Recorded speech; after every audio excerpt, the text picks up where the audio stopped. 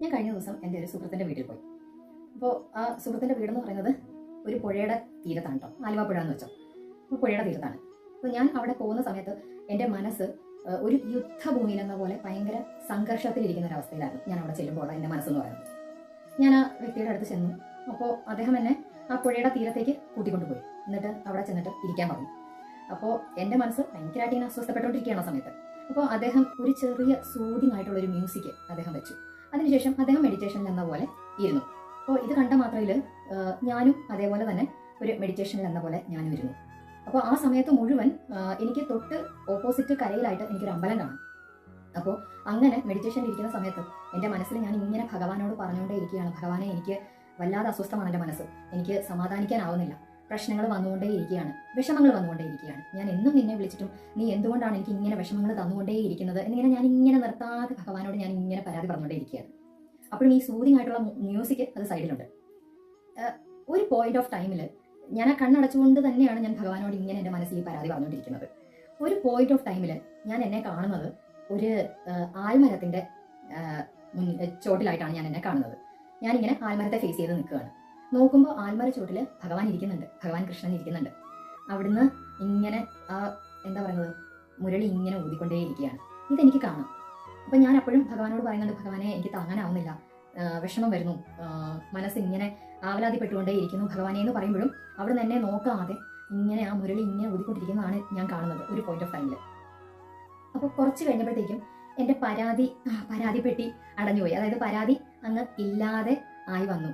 Slowly ഞാൻ ആ വേണുനാഥത്തിൽ ഇങ്ങനെ അലിഞ്ഞു നിൽക്കുകയാണ്. ഞാൻ നോക്കുമ്പോൾ ഒരുപാട് ഗോപികമാരും കന്നുകാലികളും ഒക്കെ ആ വേണുഗാനത്തിൽ ഇങ്ങനെ അലിഞ്ഞു നിൽക്കുന്നതായിട്ടാണ് ഞാൻ കാണുന്നത്.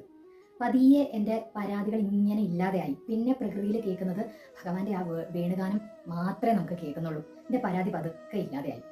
അപ്പോൾ എൻ്റെ കണ്ണിൽ നിന്ന് ഇങ്ങനെ, ആദ്യം പരാതി പറയുമ്പോഴും എൻ്റെ കണ്ണിൽ നിന്ന് ഇങ്ങനെ കണ്ണുനീര് ധാരധാരയായിട്ട് ഒഴുകുന്നുണ്ടായിരുന്നു. പക്ഷേ ഈ സമയം കഴിയും തോറും എൻ്റെ ആ കണ്ണിലെ ധാര എന്ന് പറയുന്നത് ആനന്ദാശ്രുവായി മാറുന്നതായിട്ട് എനിക്ക് അനുഭവപ്പെടാൻ തുടങ്ങി.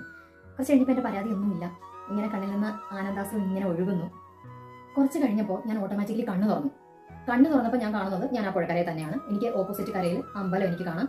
എൻ്റെ സുഹൃത്ത് അല്ലെങ്കിൽ മാർഗദർശി എന്നൊക്കെ വേണമെങ്കിൽ പറയാം, അദ്ദേഹം എൻ്റെ സൈഡിൽ തന്നെ ഇരിക്കുന്നുണ്ട്. ഇപ്പോൾ ഞാൻ ആ കണ്ണ് തുറന്ന മൊമെന്റിൽ I felt empty. My mind was like an empty vessel. ഞാൻ അദ്ദേഹത്തെ ഇങ്ങനെ നോക്കി. അപ്പോൾ അദ്ദേഹം എന്നോട് ചോദിച്ചു, ഒരു കാലിപ്പാത്രം ആയില്ലേ, എല്ലാം പോയില്ലേ എന്ന് ചോദിച്ചു. ഞാൻ പറഞ്ഞു, പോയി, ഒന്നുമില്ല. അപ്പോൾ അദ്ദേഹം എന്നോട് മാനത്തേക്ക് നോക്കാൻ പറഞ്ഞു.